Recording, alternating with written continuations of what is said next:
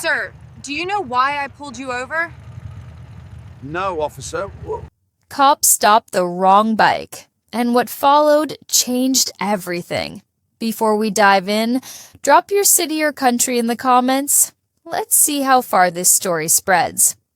And if you believe respect is earned, hit that subscribe button, because this story will shock you.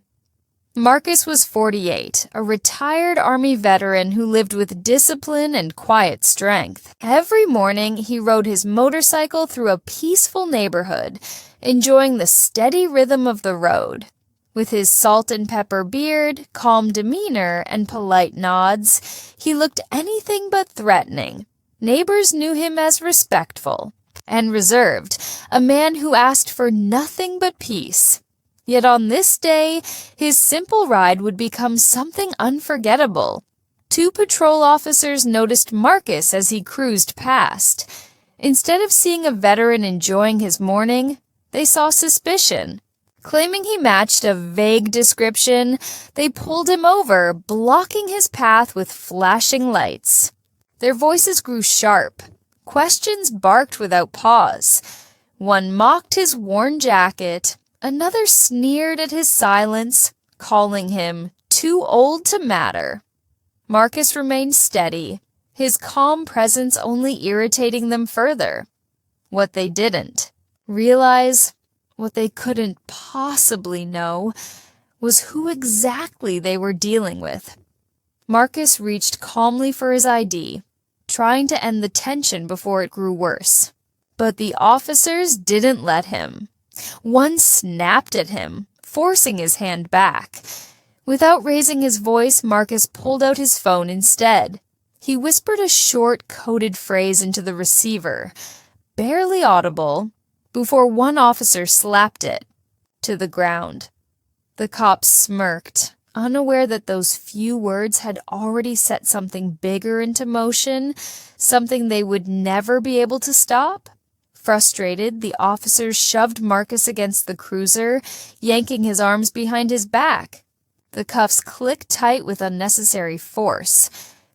"You're lying," one barked, "hiding something." They accused him of fitting a vague description, ignoring his steady calm. Neighbors began stepping outside, drawn by flashing lights and raised voices. One woman quietly lifted her phone and started recording. The officers continued mocking him, mistaking his silence for fear. But his stillness wasn't weakness. It was discipline, waiting for the right moment.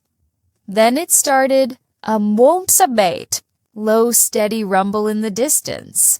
At first, it sounded like thunder rolling across the ground. People on the street paused, looking around, confusion spreading as the noise grew louder with every second. Even the officers shifted uneasily, glancing down the road. Something was coming, something heavy. The tension thickened in the air as shadows stretched and engines roared closer. Out of the haze, a full convoy of military Humvees rolled into sight, kicking up dust as they advanced. One after another, the armored vehicles surrounded the area. In precise formation, engines growling in unison.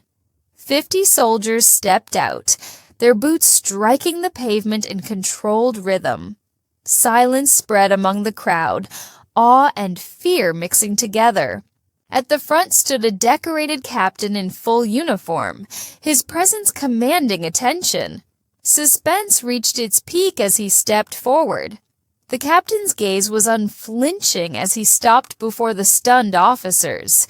He introduced himself, then pointed directly at Marcus. Calm but cutting, he revealed their bond. This man wasn't just anyone. He was a decorated veteran, his brother in arms. "You just assaulted a soldier who gave more to this country than you ever will," he said coldly. Phones captured every second. The officers stuttered excuses, but the captain raised a hand, silencing them. With deliberate care, he unlocked the cuffs, restoring Marcus's dignity. Within minutes, Internal Affairs was notified. Soldiers secured the area with swift precision, leaving no doubt who was in control. Meanwhile, the live stream of the confrontation spread online, climbing across social platforms in real time. The clip reached thousands before the officers even left the scene. By sunset, they were suspended, pending a full investigation. The city issued an official apology, but Marcus remained steady and calm throughout. His silence was not weakness. It was the quiet strength of years in service. Marcus never stopped his morning rides. But now, instead of suspicion, he was met with respect. Neighbors waved, some saluted, others simply nodded. His story ignited national conversations about dignity, respect, and racial profiling. Justice doesn't always come from courtrooms. Sometimes it arrives with solidarity. What would you have done? Comment your city or country below, and let this story be heard.